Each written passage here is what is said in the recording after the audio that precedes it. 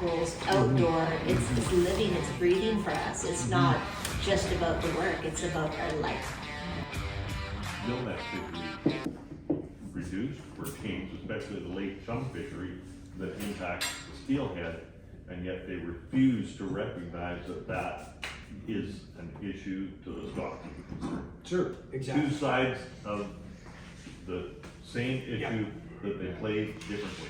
Because the most renewable resource we have in Canada is our fishery. More uncertainty than I think we've ever faced. Holy smoke! That's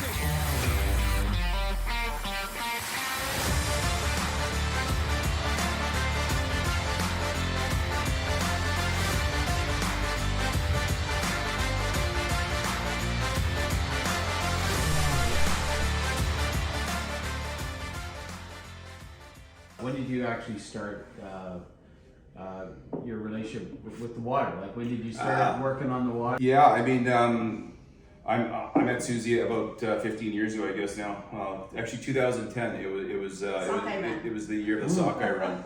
So we've been dating since the big sockeye run in 2010, and I mean, our whole life in the last 12 years has kind of revolved around boating outdoors and an outdoor lifestyle. We moved to the island here 4 years ago now, and things have changed kind of dramatically from a social political scenario where there's more uncertainty than I think we've ever faced. Susie's a nurse. There's a lot of struggles in healthcare. I've been a fishing guide for 25 years, and I stay up late at night now because there's so much uncertainty. You never know what's coming month by month, and but the interesting thing that we find when we go out in the water, I mean, the overall abundance of what we're seeing. So the common narrative is that everything is just going down the tubes. Wild salmon are going away. The SRKW are starving, but you go out there, and I've been fishing here in Lake Grant, well, not as long as Tom, obviously, but I mean, there is a lot of Chinook in local waters, and using, strong data that volunteers have taken years to collect, applying this data in order to structure not only fisheries, but also, use this data to help the southern resident killer whales and make sure that these certain stocks that are important to the southern resident killer whales are avoided,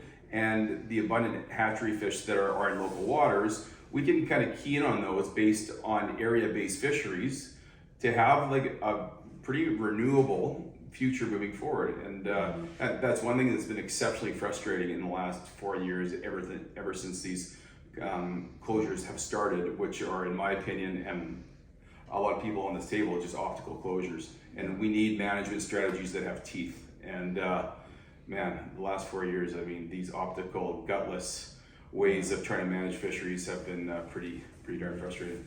So the impacts, if Fisheries and Oceans doesn't do a better job of managing the fishery, where does that leave you to, as a couple who makes its living from the ocean and from salmon? We not only make our living, we live on the ocean. We live there with our kids.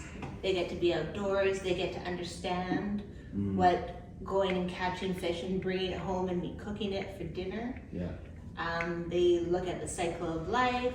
Yeah. Leo brings home buckets and watches like little fish. They all stay outside the house. Yeah. But we have crabs, tadpoles, outdoor. It's living, it's breathing for us. It's not just about the work, it's about our life. Awesome. Yeah, and the overall imprint in general, like last week we were down at Shelley Creek and we were going through all the pools and looking for coho and things like that. So the understanding starts at a young age, and basically what's happening now, especially in the last few years with COVID restrictions, all these different rules coming in, we're basically seeing a generation of people that are upcoming conservationists basically get eradicated. Right. So I think there's a real risk of losing this generation of people that care about salmon, and it's happening faster than I ever thought it would. I mean, you just look at people in their teens and 20s, and there's a lot of things that they're interested in, and a lot of things that are no longer revolve around salmon. That didn't come out perfectly, but I think there's a real risk of losing a connection to salmon, and I'm seeing that quickly. Yes. Tell us a bit about your kids, their names and how. Leo and Zoe, they're 3 and they're- 4. Yeah. Zoe, the little one, just turned 3, and Leo is 4. Yeah, So busy little fishermen. yeah, and they're on the water a lot, and They have their own rods. yeah, and hopefully it'll continue. But the way this is going, there's, yeah, I think a lot of concerns. It's true though. It's, that livelihood, that family experience, we call it the heritage that we have in Canada. And it isn't like Grant Sawyer chips. You know, it wasn't, he's the one that I remember pointing at you and he says, well, it's not just our heritage that fish, it's everybody's heritage that, you know, fishes for sustenance. That the only thing that is a predator species that we don't harvest in a commercial way, and you can harvest it commercially, is exploding in its population and throwing the ocean out of balance. That's having a big impact on Pacific salmon, on Atlantic salmon, on everything in the ocean. They're even eating lobster now.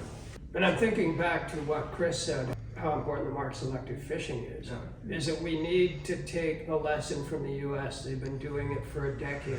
Yeah. Part of their management philosophy. And it's a simple philosophy. You release the wild fish that have an adipose fin so that they can repopulate. They have a higher probability of restoring those stocks. Then you keep the adipose fin clipped hatchery fish. In the department's own discussion paper, it indicates that they believe that mark selective fishery is a good way of helping wild fish recover. Right. Because the risk factor is the release mortality, and when releases are done right, it's a very low percentage of the fish. And if you have enough hatchery fish in the mixed stock, your amount of times that you run into the wild fish is very low. So there's a pivot point of around 50% wild to hatchery, of which some of that 50% of wild fish maybe stocks of concern. But if you look at the Victoria model, in the spring when we want the fishery in April and May, you've got an 80% hatchery mark rate. So you're not going to have a high impact on those fish that you're trying to save. And to understand the gene pools that are there are from broodstock from the areas too, right? It isn't just some It's all artificial fish that some I think that a hatchery fish is. It's from broodstock in the river. Okay, Right. people have to understand that a hatchery salmon is not a farmed salmon. No, Right. that's And right. they confuse this all the time. That's true. The broodstock comes from a From geographic area where fish have the same similar characteristics. Wild fish. Yes, they have Collecting the wild fish. same genetic It's characteristics. not far- DFO has got to change the way they do business. They really need to start to start to deal with the fishing communities, and that's all of them, as clients and not adversaries. Yeah.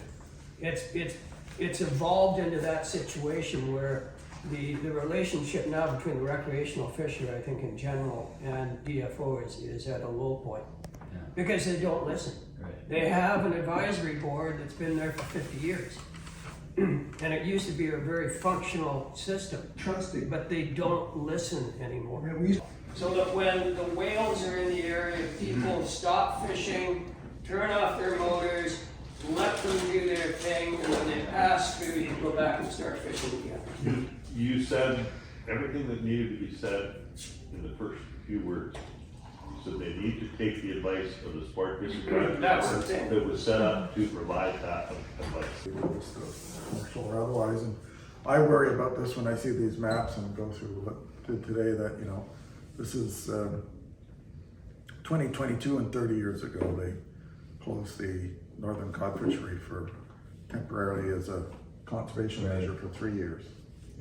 And it's 30 years later, and we have less cod now than we did back then, and it's driven by poor management practices. There's no reason. the concept- Norway and Russia have grown their cod fishery up since then, and we're facing the same same situation. So 20 years ago, I sat at the table in a Sport Fish Advisory Board main board meeting with the senior DFO staff and said, this is the third year you've come to us and asked to restrict our salmon fishery. What are you doing about restoring the salmon that are in trouble? Yes. Nothing. So don't come back here next year and ask for more until you do something about the problem. And And we're now 15 years later and we've got the problem. And other They've countries been negligent. They have have taken failed. steps. Other countries Yes. have taken steps and restored their fisheries. We don't have to be reinventing the wheel here in Canada. That's right. Take a lesson from our neighbors, take a lesson from our neighbors across the waters, see what they've done, and implement those practices. 25 years ago, you were hard pressed to catch a Chinook out here. When you were fishing out Sandwich Inlet and around Sydney, it had gone down to nearly nothing. It was No, that's really, true. I it told was, them that today. it was incredibly bad that you would spend days out there standing at rod tips and not get a hit. You're lucky if you don't see one in the first 20 minutes now. Yeah. And that's, the abundance has quadrupled easily just in the time that we've been working inside of it. And all these little watersheds, Nanaimo, the Cowichan, Parksville, Qualicum, Goldstream, Souk, they're all coming back. And they're all kicking out fish that are showing up in our DNA samples. What's with DFO? Where, you know, you're not seeing the same numbers we are. Here it is every time, and it gets altered at the other end. And that seems to be, we can't seem to agree on the same set of facts on what's happening. The intent of the department was for, to have a fisheries industry for generations and generations of Canadians, that we could make a living from the sea. And DFO has gotten away from that mandate, that the goal of the department is to help people make a living from the sea. It's one of our greatest natural resources and advantages we have in Canada, but we have a department that seems intent on not growing the fishery and people's ability to grow that. I mean, the percentage of our GDP now that comes from the fishery, I think, is 2%. It's very small compared to Norway. I think it's 43% of the GDP in Norway comes from the fishery. Yeah. Quite a contrast.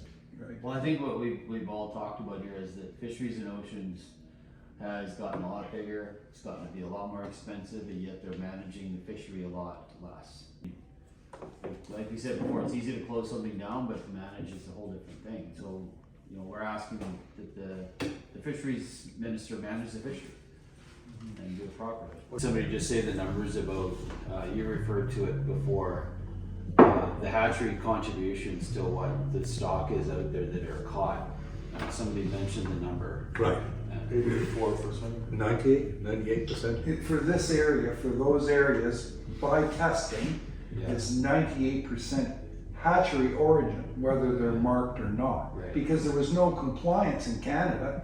They're putting them out, you know, you couldn't tell by looking at them whether they were or not. So the They simple got- message is 98%. Yeah, if, And so when you've got species of concern like steelhead or whatever, and you have virtual extinction in some of them in some of the rivers, there needs to be a more aggressive hatchery program, because there is no danger of messing up a gene pool that does not exist. Important point that I haven't heard around the table today is the model that worked on restoration and protecting fisheries is the Cowichan. In 2009, a stock of Chinook that was supposed to be, according to the science, at about 7,000 adults returning, was under 500.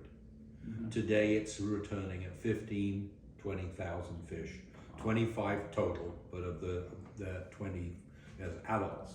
That's a huge success. And it's First Nations, it's the community, and it's money that's been raised to put this whole thing back together to look at it. And for years before, as it was collapsing, the department only used fishing restrictions as a recovery plan. And it failed to the point that it was a catastrophe. And in less than 20 years, they're back at record numbers where you work together. And it's a model that can be used in other locations. And it keeps the fisheries open. It keeps the First Nations, giving them the opportunity to collect their food, social, and cultural. increasing their opportunities. Increasing. But it's a really important thing to have.